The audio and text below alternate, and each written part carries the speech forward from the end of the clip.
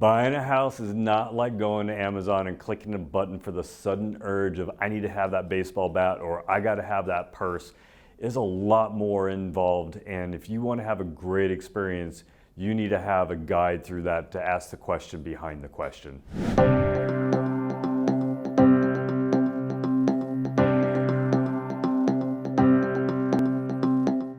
Are you tired of living at your parents' house? Are you tired of hearing what you hope is your neighbor's TV?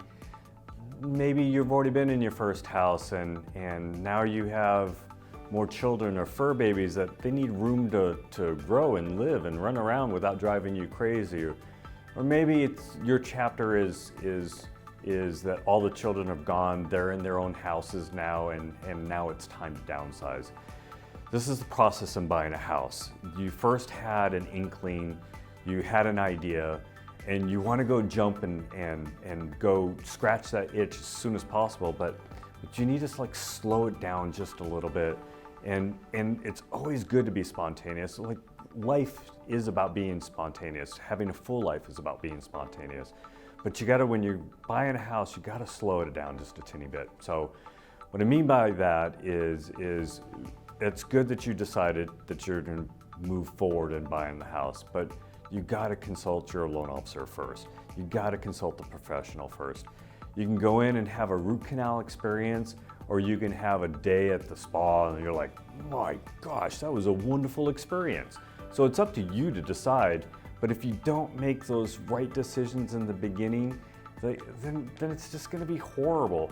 So I remember also when I bought my first house, my wife and I bought our first house, we literally were scared.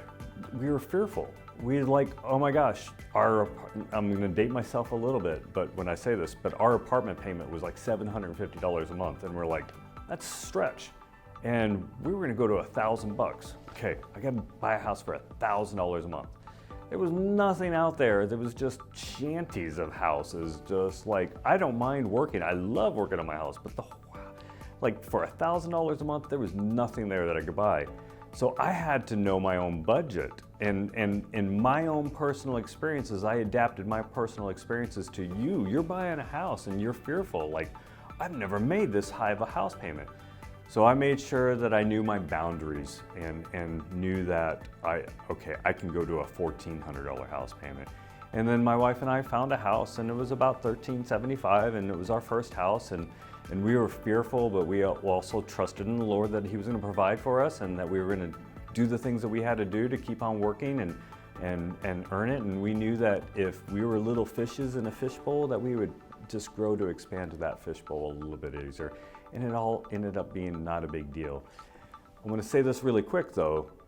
I don't want to have you be waking up at 3 o'clock in the morning going, where is my money coming from to buy the house or to pay for the house payment? That's not what I'm saying here. But you're gonna have to stretch yourself sometimes, so we've got to know our boundaries.